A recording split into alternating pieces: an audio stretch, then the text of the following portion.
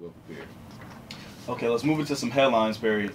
First headline I can say, over the break we didn't have a show for spring break, but the NFL went crazy. Guys moving everywhere, from DeMarco Murray and Ndamukong Suh, Brandon Marshall, just to name a few.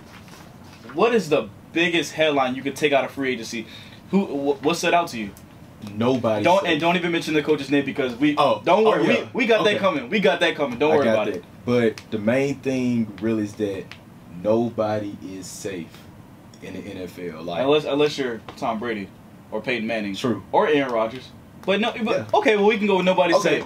Honestly, nobody's safe. One, the Jimmy Graham trade. I know for a fact that it shook up a lot of people and Saints fans, especially here in Mississippi. That hurt for a fact. It hurt. But do you feel like it was necessary? Because the Saints really didn't have that much cap space to work around with. They were under so much cap space, so they had to make roster moves. Letting Mark Ingram go, trading Jimmy Graham. Just having other guys just move around at different places, so they really could keep that whole core together. The only person that is untouchable is Drew Brees, and even he's under trade rumors. Yeah. So really, there's nobody.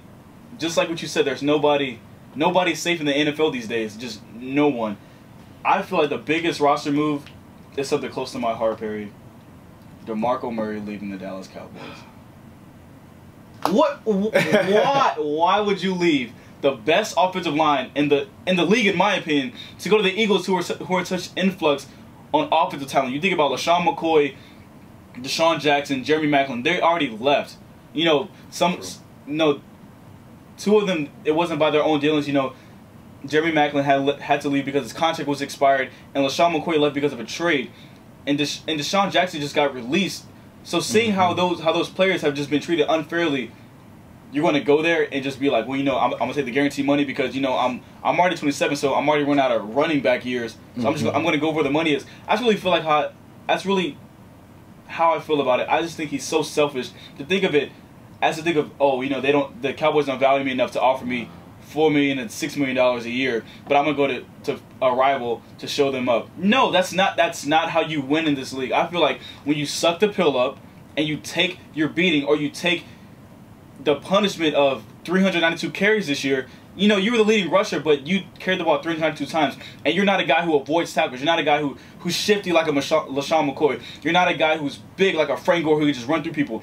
You're a 6-foot guy who's sub 210 pounds, I assume, and you look for the big hits. That's not a durable running style in this league. So when he was disrespected with that contract, it really just infuriated me, because I feel like your playing style doesn't warrant $10 million a year like Marshawn Lynch got, or $15 million like LaShawn McCoy is expected to get. His running style just doesn't fit that. So when he ran behind that good offensive line, it suited him well, because if you run behind those guys, you can see the good holes. You can see where you can head up with a safety. You can see where you can shift around a linebacker in 2 quick moves.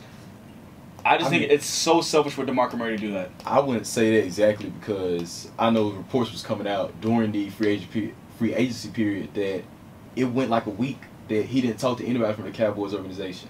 So you got to think about the slap in the face. He's just sour. He's sour. I mean, if you honestly, in his heart of hearts, do you really think he wanted to leave Dallas?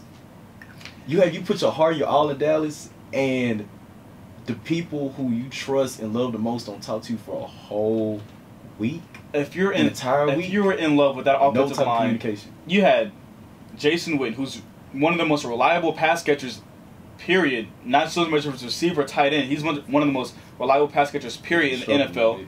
He struggled, but Father Time is undefeated. Dez Bryant, who's an up-and-comer, the second best receiver in the league, in my opinion, behind Calvin Johnson. Probably the best. I mean, probably. No, you could argue. However you want to put it, that's not an argument that that's viable, because I would agree with you. But like I said, Tony Romo, who's at least a top 10 quarterback in this league, and that offensive line, and you say, you know what? I think money talks. That doesn't equate in my head for a viable solution to not getting what $10 million more guaranteed. That's just not an economic. I don't know. It wouldn't be a smart decision on the Cowboys' part. I understand what you're saying with exactly. That. So I feel like DeMarco, in a sense, asking for $10 million, it could be selfish on his part. Mm-hmm. But honestly, I kind of feel as if DeMarco Murray isn't as good as people want to give him credit for. I know I've had this discussion with other people before. I see him as taking that path that Larry Johnson took. What happened to Larry Johnson? Larry Johnson played for the Kansas City Chiefs, led the league. Got that contract. Was leading the league in carries, and all of a sudden gave Kansas City two good years. Boom. And plummeted. So What makes DeMarco Murray any different from that?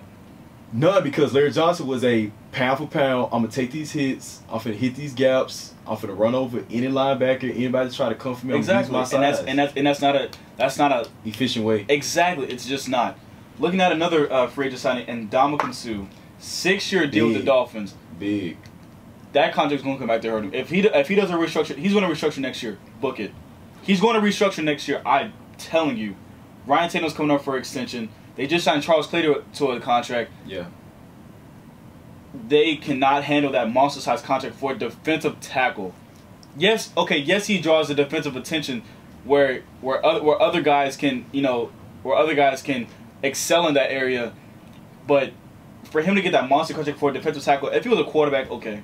If he was a receiver, I'd have a problem. If he was a cornerback, cornerbacks are about as valuable as a quarterback, but for a defensive tackle to be valued that high is insanity to me. Yeah. Who else would have offered them a contract that didn't have an influx of cap space like the Raiders or the Jaguars per se or the Jets? Yeah. I feel like no other team could do that. Yeah, honestly I feel like Ndamukong Suh probably should have gone to Oakland. I would have rather him seen in Oakland. Yeah, for real, in that silver and black, man. I really would love to see him go there. But I feel as if that now, for a fact, Miami has, on paper, a top 5 defense now. I don't think anybody can argue because the Eagles had a top 5 defense when they signed Nnamdi Asomugha and all those other guys. That's the reason why I said on paper. Okay.